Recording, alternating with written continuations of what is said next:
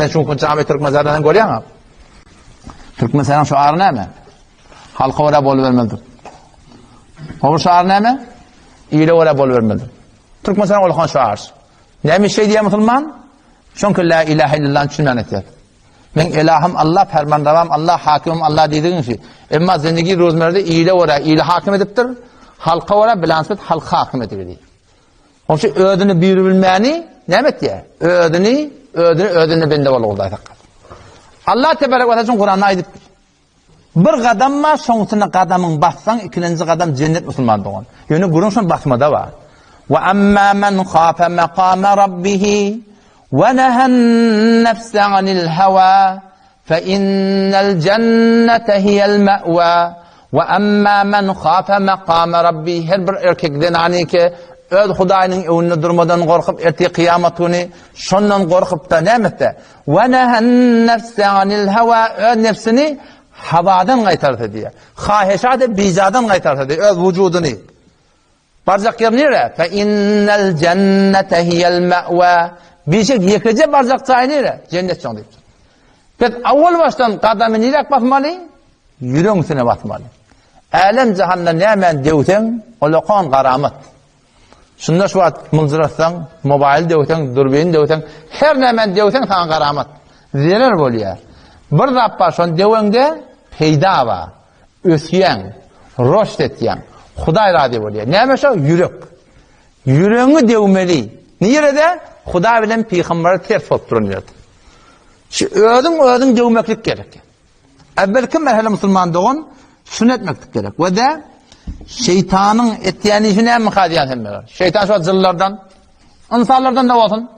Şu atça insanın şeytanları gelip ya bizim aramızda. Şon haydi bir yerden ikerinden tutup sürep yürgü deyli fahşahana diye. Şıkı var ki ne ağaçı seni? Ha geliyor şeyle burada, otada beyde var, otada şeyle var. İnsanın şeytanlarında etyen şu vesvese, cının da şeytanların etyen şu vesvese, başı elinden geliyen işi oğlan. Adam eti kıyamet kılmalı ne o da? Haydi düşman hatarnak. Şu nefsin hatarnak mı ya şeytan hatarnak mı? Nefsin hatarnak. O eti kıyamet kılmalı kullen feysele bolýar. Cennetiyle cenneti, cehennemiyle cehennemiye gitme olanna, şeytandan şonun adamda algılı boljaklar. Sen bir azardın, sen yoldan çıkardın. Şeytan ne diyecek diye. Men size eden işim yok. Men fakat davet verdim. Men fakat gurrun verdim. Men fakat tebliğ ettim. Men fakat aydıp dedim. Men vasıf ettim, siz bana tabi olmayacak. Ve kâle'ş-şeytanu lemma qudiyel emr. Aytdı diye şeytan ol vakti ki ve kâle'ş-şeytanu lemma qudiyel emr ol vakti ki kullen feysele olya cennetiyle cennete karşı gitmeli, cehennemiyle cehenneme karşı gitmeli olanlar ne mi diye şunlar?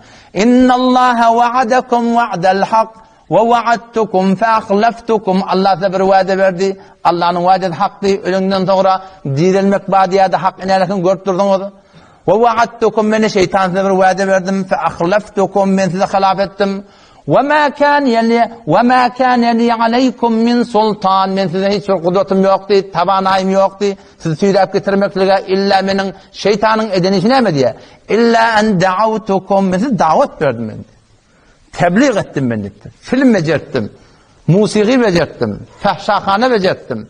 Men size davet verdim. فَاسْتَجَبْتُمْ لِي Sizden kabul ettim. فَلَا تَلُومُونِي Pes beni şeytan melamet etmen. وَلُومُوا أَنْفُسَكُمْ Ödünü melamet edin diye. Mesela yerden süyrek getirmek diye. Pes Müslüman doğun ve de gurun şunsun ya ki hatırnakterin düşman bizim öz vücudumuz ödün yenmeli. Önçeden ödün yenmeli. Her kim ödün yengi bilmese şol adam Hudaý tarafından Allah Teala'nın yanına sevgili bende var paşarım.